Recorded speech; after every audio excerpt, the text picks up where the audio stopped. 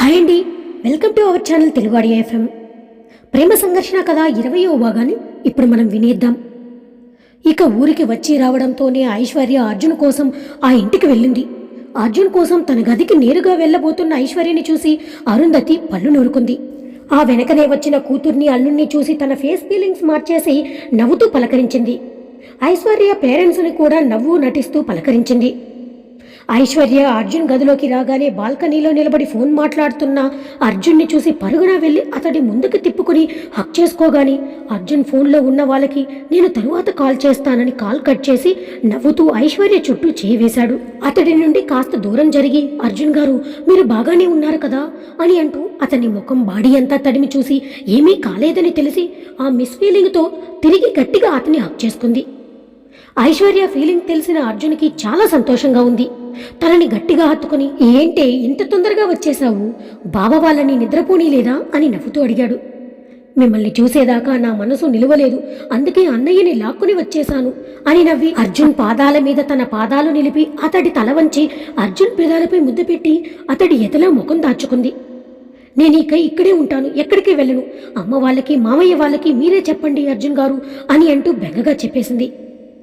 అర్జున్ ఐశ్వర్య ముద్దుకి నవ్వి ఇలా ముద్దు పెట్టి డిస్టర్బ్ చేయకి నాకు అని అంటూ ఈ చిన్న ముద్దు సరిపోదు, ఇంకా కావాలి అని అన్నాడు కొంటిగా. దాంతో ఐశ్వర్య సిగ్గుపడుతూ నేను ఇవ్వను అన్నానా, మీరే తీసుకోండి అని అంది చిన్నగా. అర్జున్ నవ్వి ఇప్పుడు కాదు తర్వాత తీసుకుంటా కానీ కాదనక ఇవ్వాలి అని అన్నాడు. సరేనని తల ఊపి అయితే నేను ఇక్కడే ఉండడానికి మీరు ఓకే కదా అని అంది అతన్ని చూస్తూ. తను అడిగిన దానికి ఆలోచిస్తూ అలా ఎలా కుదురుతుంది, మన పెళ్లిదాకా ఒకే ఇంట్లో ఉండకూడదనే కదా వేరే ఇంట్లో ఉండేది అని అన్నాడు. అర్జున్ కుదరదు అని అనగానే ఏడుపు మొహం పెట్టి మీరు అలా అంటే నాకు అక్కడ నిద్ర పట్టదు, ప్లీజ్ అర్జున్ గారు నా కోసం అని అంది ముద్దుగా. అర్జున్ ముడిచిన తన పెదాలకు ఒక పెక్కిస్తూ సరే ఇక్కడే ఉండు కానీ ఒకరోజు అంతే, ఆ తర్వాత అక్కడే ఉండాలి మన పెళ్లిదాకా సరేనా అని అన్నాడు. ఒక్కరోజేనా అని అంది దీనంగా. అంటే ఆ తర్వాత నువ్వు వెళ్ళాలన్నా నేను పంపని, ఇప్పుడు అడ్జస్ట్ అవ్వు అని అనగానే అతని గడ్డం పట్టుకుంది. సరేలే మీకోసం మీరు అడిగారు కాబట్టి అడ్జస్ట్ అవుతాలేండి అంది నీరసంగా. అన్నయ్య అన్న పూజా పిలుపుకి ఇద్దరు దూరం జరిగారు. ఇద్దరు రూంలోకి రాగానే పూజ వచ్చి అర్జున్ని హక్ చేసుకుని ఎంత భయమేసిందో తెలుసా అన్నయ్య అంటూ కన్నీళ్లు పెడుతూ ఉంటే నాకేం కాలేదురా నువ్వు ఇలా ఏడవకు అని తన కళ్ళు తుడిచాడు ప్రేమగా అర్జున్. అల్లుడు గారు బాగానే ఉన్నారు కదా అంటూ ఐశ్వర్య పేరెంట్స్ బావా అంటూ శ్రీ కూడా వచ్చారు. అందరికీ నవ్వుతూ సమాధానం చెప్పి నేనొక ఫోన్ చేయాల్సింది, అనవసరంగా అందరినీ భయపడేలా చేశాను, సారీ అని అన్నాడు అర్జున్. అంత మాట ఎందుకులే అల్లుడు గారు, అలాంటి సిచ్యువేషన్లో ఎవరికైనా అంత దూరం ఆలోచించరు కదా అని అంటూ గుణశేఖర్ గారు అనడంతో అందరూ అంతే అన్నట్టు చూసి కాసేపు మాట్లాడి సరే రెస్ట్ తీసుకోండి అంటూ వెళ్ళిపోయారు ఐశ్వర్య తప్ప. వాళ్ళు వెళ్ళగానే అర్జున్ని వదలకుండా అలాగే హత్తుకుని మాటలు చెప్తూ ఉంది ఐశ్వర్య. తను ఎంతలా మిస్ అయ్యింది, అర్జున్ కోసం ఎంత బాధపడి ఉంటుందో తన మాటల చేతలతో తెలుస్తూ ఉంటే అర్జున్కి బాధగా భయంగా కూడా అనిపించింది. ఒకవేళ తనకు ఏదైనా అయితే ఐశ్వర్య తట్టుకోగలదా అని. బెడ్ మీద కూర్చున్న అర్జున్ తన ఒడిలోకి తీసుకుని అపురూపంగా తన కళ్ళల్లోకి చూస్తూ పెదాలు అందుకున్నాడు. అతడు తన కళ్ళల్లోకి చూస్తూ ఉంటే అర్జున్నే చూస్తున్న ఐశ్వర్యకి అర్జున్ అలా ముద్దు పెట్టగానే మొదట షాక్ అయినా తర్వాత అతడి ప్రేమకి లొంగి తన చేతిని అర్జున్ తలలోకి పెట్టి జత కలిపింది తను కూడా. ఇక పెళ్లి పనులు మొదలు పెట్టాలని మొదట పసుపు దంచి స్టార్ట్ చేశారు సురేఖ అక్కడ వాళ్ళకి ఇచ్చిన ఇంట్లో. ఇక్కడ అర్జున్ ఇంటి దగ్గర పూజ మొదలు పెట్టింది తన అన్నయ్య పెళ్లి పనులను. అరుంధతికి లోపల కడుపు మంటగా ఉన్నా కూడా అందరితో నవ్వుతూ నటన చూపిస్తూ ఉంది. వరుణ్ కూడా అర్జున్ పెళ్లికి అని వారం ముందే అక్కడికి వచ్చేశాడు. అగాంతకుడు చలపతితో ఎలాగైనా సరే ఆ అర్జున్ ఈరోజు చచ్చిపోవాలి, వాడు ఇన్నాళ్ళు ఏదోలా తప్పించుకున్నాడు, ఈరోజు వాడు తినే తాగే వాటిలో దేనిలో అయినా సరే విషం కలపమని, అది ఆ అర్జున్ తినేలా తాగేలా చేయమని నీ మనిషికి చెప్పు అని అంటూ ఆర్డర్ వేశాడు. చలపతి తన మనిషికి ఒక ప్యాకెట్ ఇచ్చి ఇది ఎలాగైనా సరే అర్జున్ తాగే వాటిలోనో గాని తినే వాటిలో గాని ఎవరికీ అనుమానం రాకుండా కలుపు అని చెప్పాడు. అర్జున్తో గుడిలో దేవుడి ముందు మొదటి శుభలేఖ పెట్టించి పూజ జరిపించాలని ఉదయాన్నే పూజ శ్రీ కలిసి ఇద్దరు గుడికి తీసుకెళ్లారు. పూజంతా అయ్యాక పూజారి గారు అర్జున్ని పిలిచి బాబూ ఒక విషయం అని అనగానే చెప్పండి పంతులు గారు అని వినయంగా అడిగాడు అర్జున్. బాబూ, మీరు ఈరోజు ఉపవాసం చేస్తే చాలా మంచిది. మీ పెళ్లికి ఏదైనా విఘ్నం ఉంటే తొలగిపోతుంది. అందుకని ఈరోజు ఉదయం నుండి ఉపవాసం చేసి సాయంత్రం దీపారాధన చేశాక ఏదైనా పండు తిని పాలు తాగండి. మీకంతా మంచే జరుగుతుంది అని అన్నాడు. అలాగే పంతులు గారు అని ఆయన ఆశీర్వాదం తీసుకుని వెళ్ళిపోయారు ముగ్గురు. చలపతి మనిషి ఉదయం నుంచి అర్జున్ ఏదైనా తింటాడు తాగుతాడు అని ఎదురు చూసి అతడు ఏమీ తినకపోవడంతో ఆ విషయం చలపతికి చెప్పాడు. ఏదో ఒకటి చెయ్యి అని అంటూ అసహనంగా ఫోన్ పెట్టేశాడు చలపతి.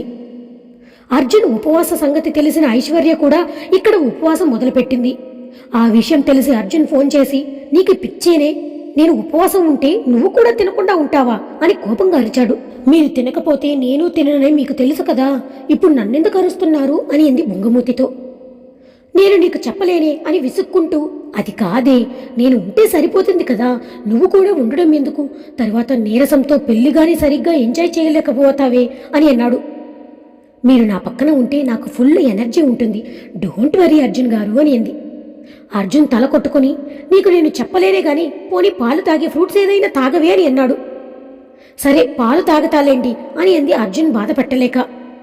కాసేపు తనతో మాట్లాడాక ఫోన్ పెట్టేసి పెళ్లి పనులు ఎంతవరకు వచ్చాయని చూస్తూ ఉన్నాడు అర్జున్.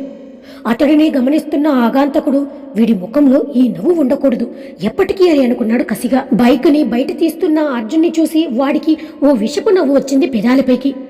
ఎవరికో ఫోన్ చేసి వాడు తిరిగి రాకూడదు అని అన్నాడు కసిగా. వెళ్లబోతున్న అర్జున్ని చూసి, వెళ్ళరా, నీకిదే ఆఖరి రోజు అనుకుంటూ ఉండగా పెదబాబు అని పిలిచాడు పార్థసారథి. బైక్ మీద నుండి దిగి, ఏంటి నాన్నా అని అన్నాడు. ఇప్పుడు ఎక్కడికి నాన్నా, నిన్ను పెళ్లి కొడుకుని చేసిన తర్వాత పొలిమేర దాటకూడదంట ఒంటరిగా, ఇప్పుడు వెళ్ళకు నాన్నా అని అన్నాడు ఆయన. ఆయన మాట కాదనక సరే నాన్నా అని అంటూ బైకు లోపల పెట్టేసి వచ్చిన అర్జున్ని అసహనంగా చూసి, ఛా, వీడికి ఏం కాకుండా ఎవరో ఒకరు అడ్డుపడుతూనే ఉన్నారని కోపంగా చూశాడు ఆకాంతకుడు అర్జున్ని. నైటు పాలు తీసుకెళ్తున్న పూజని ఆపింది అరుంధతి. ఏంటమ్మా, అన్నయ్యకి పాలిచ్చొస్తానుండు అని అంది పూజ. నాకు తలనొప్పిగా ఉంది, ఒక టాబ్లెట్ ఇవ్వవే అని అంది తల్లి దీనంగా.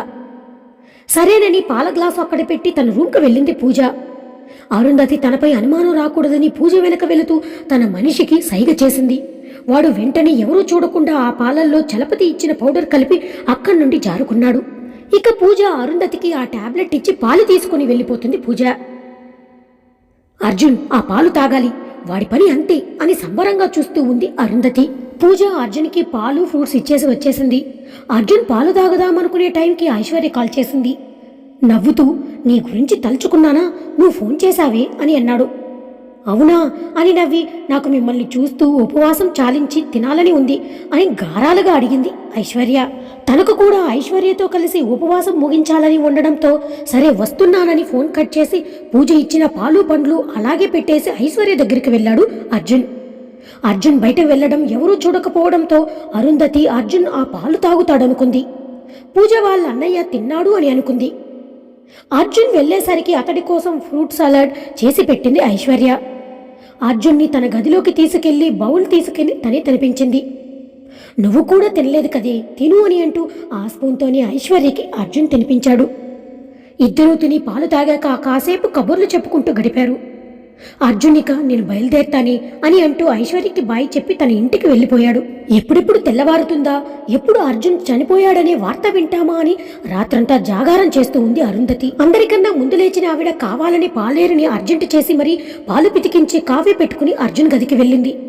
లేటుగా పడుకున్న అర్జున్ ఇంకా లేవకపోవడం చూసి అతడు చనిపోయాడనుకుని సంబరపడుతూ అర్జున్ని దూరం నుండే లేపుతూ పెదబాబు పెదబాబు అని 2 సార్లు పిలిచింది. డీప్ స్లీప్ లో ఉన్న అర్జున్ లేవకపోవడంతో అతడు లేవడని కన్ఫామ్ అంటూ సంబరపడిపోయింది. కాస్త గొంతు పెంచి పెదబాబు పెదబాబు అని అంది. ఆవిడ పిలుపుకి మెలకువ వచ్చిన అర్జున్ కళ్ళు తెరిచి లేచి కూర్చుంటూ అరుంధతిని చూసి ఏంటి పిన్ని అని అన్నాడు. అతడు లేవడం చూసి షాకు తగిలింది. చనిపోయాడు అని సంతోషపడిన తన ఆనందంపై నీళ్లు జల్లి అర్జున్ లేవడం మింగుడు పడడం లేదు ఆవిడికి. ఇదెలా సాధ్యం? ఆ పనోడు మందు కలపడం నేను చూశాను, మరి అవి తాగిన అర్జున్ బ్రతకడం అసంభవం అని అనుకుంటూ ఉంది అరుంధతి విచిత్రంగా చూస్తూ. ఏమైంది పిన్ని, నేను పిలుస్తున్న పలకవేంటి అని అన్నాడు అర్జున్. అరుంధతి తడబడుతూ, అది బాబు నేను అంటూ నసిగి నీకు కాఫీ ఇద్దామని అంటూ కప్పించింది. ఎప్పుడూ లేనిది నువ్వు తేవడం ఏంటి పిన్ని అని అన్నాడు అలాగే చూస్తూ. అదా, ఏం లేదు పెదబాబు, ఊరికే నిద్ర రాక తొందరగా లేచాను.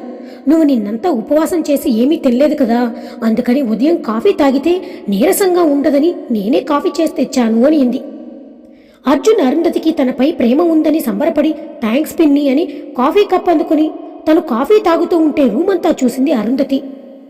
పూజ తెచ్చిన ఫ్రూట్స్ పాలు అలాగే అక్కడ టేబుల్ మీద ఉండడం చూసి అరుంధతికి మ్యాటర్ అర్థమైంది. అర్జున్ ఆ పాలు తాగలేదని. ఆ విషయం ఆగంతకుడికి చేరవేయడానికి అక్కడి నుంచి వెళ్ళిపోతుంది అరుంధతి. కాఫీ తాగి బెడ్ దిగి స్నానం చేయడానికి వెళ్ళాడు అర్జున్. అరుంధతి కిందకి వెళ్ళి తన ఫోన్ నుండి అతడికి మెసేజ్ చేసింది. విషయం తెలియగానే వాడికి లక్కలా ఉంది. సరేలే అని అనుకుని నేను చూసుకుంటా అని చెప్పడంతో ఆమె సైలెంట్గా ఉండిపోయింది. అర్జున్ని చంపడానికి ఎన్ని ప్రయత్నాలు చేస్తున్నా అవి ఫలించకపోవడంతో మరింత రగిలిపోతూ ఉంటారు ఆ ఆగంతకుడు. అతడి పెళ్లిలోపు అర్జున్ని ఎలాగైనా చంపాలని అన్ని రకాలుగా ప్రయత్నం చేసి విఫలం చెందాడు. పెళ్లి 2 రోజుల్లో ఉందనగా ఐశ్వర్యకి నలుగు పెట్టాలని పూజ కొందరు ముత్తైదువులతో అక్కడికి వెళ్లారు. ఐశ్వర్య అప్పటికే ఇల్లంతా చిందరవందర చేసి నాకు ఈ పెళ్లి వద్దు, మనం ఇప్పుడే లండన్కి వెళ్ళిపోదామని అంటూ తన పేరెంట్స్తో గొడవ చేస్తూ ఉండడం చూసిన పూజ కంగారుపడి వెంటనే అర్జున్కి ఫోన్ చేసింది. ఇంటి దగ్గర పెళ్లి ఏర్పాట్లలో బిజీగా ఉన్న అర్జున్ పూజ చెప్పింది విని ఫాస్ట్గా వెళ్ళాడు. తను వచ్చే సమయానికి ఐశ్వర్య గట్టిగా అరుస్తూ నేను ఈ పెళ్లి చేసుకోను, నాకు అర్జున్ గారిని పెళ్లి చేసుకోవడం నాకు ఇష్టం లేదు అని గట్టిగా అరుస్తూ ఐశ్వర్య మాటలకు షాక్ అయ్యాడు అర్జున్. కోపంగా లోపలికి వస్తూ ఏం జరుగుతుంది ఇక్కడ అని అన్నాడు గంభీరంగా. ఐశ్వర్య అర్జున్ని చూడగానే నేనే ఈ పెళ్లి చేసుకోవడం లేదు, నాకు మిమ్మల్ని పెళ్లి చేసుకోవడం ఇష్టం లేదు అని అన్నది ఎటో చూస్తూ. అర్జున్ కోపంగా ఐశ్వర్య రెక్క పట్టుకుని ఏంటే ఆటలుగా ఉందా, ఏం మాట్లాడుతున్నావో తెలుస్తుందా నీకు, ఎందుకిలా చేస్తున్నావు అని తన కళ్ళల్లోకి కోపంగా చూశాడు.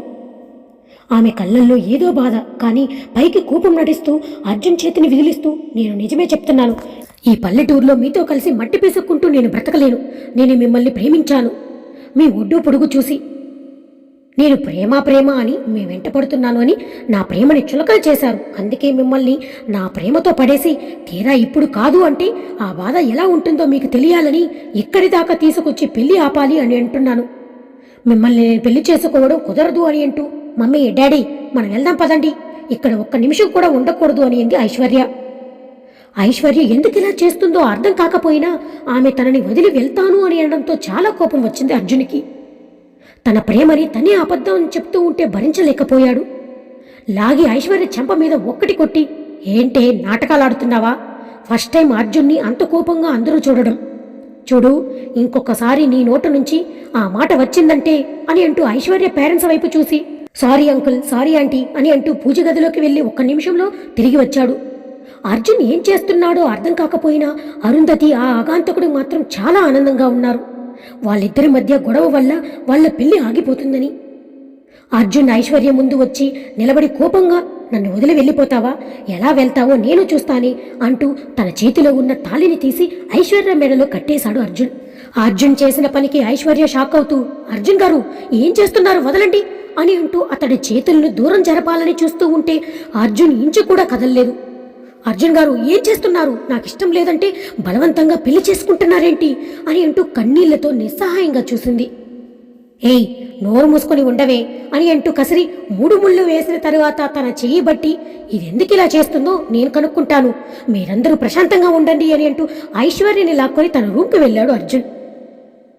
అర్జున్ ఐశ్వర్య పెళ్లి ఆగిపోతుందని సంబరపడిన ఆ ఇద్దరు షాక్ కొట్టిన కాకుల్లాగా బిగుసుకుపోయి ఉండిపోయారు. ఐశ్వర్య పేరెంట్స్ పూజా శ్రీలకు కూడా అర్జున్ చేసిన పనికి షాక్ అయినా మంచి పనే చేశాడని ఆ తర్వాత ఆనందపడ్డారు. నేను రాను, నన్ను వదలండి అని అర్జున్ చేయి విడిపించుకోవాలని చూస్తూ ఉన్న ఐశ్వర్యలోకి లాక్కుంటూ వెళ్లి తన బెడ్రూమ్లో బెడ్ మీదకి విసిరాడు అర్జున్. బెడ్ మీద పడిన ఐశ్వర్య పైకి లేస్తూ ఎందుకు ఇలా చేస్తున్నారు మీరు, నాకు నీతో పెళ్లి ఇష్టం లేదు అంటే ఎందుకు బలవంతంగా తాళి కట్టారు అని అంటూ ఏడుస్తూ అడిగింది. నేను కూడా అడుగుతున్నాను, నా కోసం పడి చచ్చిపోయే నువ్వు నాతో ఎందుకు పెళ్లి వద్దంటున్నావు, ఇక్కడ దాకా వచ్చిన తర్వాత వద్దంటున్నావంటే ఏదో ఉంది, అదేంటో నాకు చెప్పు, నీకు సమస్య వస్తే తీర్చలేని చేతగానివాని అనుకుంటున్నావా అని అంటూ తన బుగ్గని అదిమి పట్టి చెప్పు, ఎవరు నేను బెదిరించారు నన్ను పెళ్లి చేసుకోకూడదని అని అంటూ తన కళ్ళల్లోకి సూటిగా చూస్తూ అడిగాడు అర్జున్. అర్జున్ ఐశ్వర్య కళ్ళల్లోకి చూస్తూ ఉంటే చూపు తిప్పేసి నాకెవరూ చెప్పలేదు, పల్లెటూరులో నేనుండలేను, నాకు నచ్చడం లేదు అని అంది. ఆ మాట చెప్పేటప్పుడు ఎందుకు నా కళ్ళల్లోకి చూసి నువ్వు చెప్పడం లేదు అని అడిగాడు కోపంగా. మిమ్మల్ని చూసే నేను చెప్తున్నాను అంటూ తన ఫేసు చూస్తూ ఉంది, కానీ అతడి కళ్ళల్లోకి చూడలేకపోతూ ఉంది. అర్జున్ దాంతో నవ్వి తన పక్కన కూర్చుంటూ, నీకు అబద్ధం చెప్పడం, నటించడం రాదే అని నాకు తెలుసు. రాత్రి నుంచి బాగానే బట్టి పట్టినట్లున్నావు కదా, తిప్పి తిప్పి అదే ఆన్సర్ చెప్తున్నావు. ఇంతకీ తిన్నావా లేదా అని అడిగాడు. ఐశ్వర్య మొహం పక్కకు తిప్పుకొని ఆన్సర్ చెప్పలేదు. అర్జున్ ఐశ్వర్యని తన వైపుకు లాక్కొని తన ముఖం మీద పడుతున్న వెంట్రుకల్ని వెనక్కి పెడుతూ, నువ్వు అలా నాకు దూరంగా ఉంటాను అనే మాట కూడా నేను భరించలేనే. ఎందుకిలా చేస్తున్నావో నాకు అనవసరం. కానీ నిన్ను మాత్రం నా నుండి వెళ్ళిపోనివ్వను. నిన్ను ఎవరో బెదిరించారు, అందుకే నాకు ఏదో అవుతుందని భయంతో వెళ్ళిపోవాలి అని అంటున్నావని నాకు అర్థమైంది. నన్ను ఎవరూ ఏమీ చేయలేరు. అనవసరంగా ఏదేదో ఊహించుకుంటూ నువ్వు బాధపడి నన్ను బాధ పెట్టకే. ఇప్పుడు నీకు నేను తాళి కట్టినా మళ్ళీ అందరి సమక్షంలో మన పెళ్లి జరుగుతుంది. ఈలోగా నువ్వు పిచ్చి వేషాలు వేయకుండా ఉండాలని నేను ఈ తాళి కట్టానే నీ మెడలో అని అన్నాడు అర్జున్. తరువాత ఏం జరుగుతుందో మనం నెక్స్ట్ పార్ట్లో తెలుసుకుందాం.